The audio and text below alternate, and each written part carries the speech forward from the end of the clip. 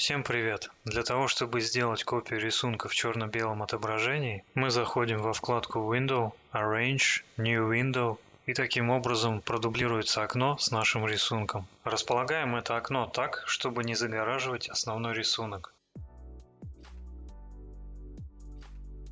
Далее заходим во вкладку View, Prof Setup, Custom, и в открывшемся окне в параметре Device to Simulate выбираем значение Gray Gamma 2.2 и нажимаем ОК. Ну и чтобы быстро переключаться с цветного на черно-белый режим, можно воспользоваться комбинацией клавиш Ctrl-Y. Теперь можно продолжать рисовать цветом в основном окне и одновременно следить за светотеневой раскладкой в рисунке.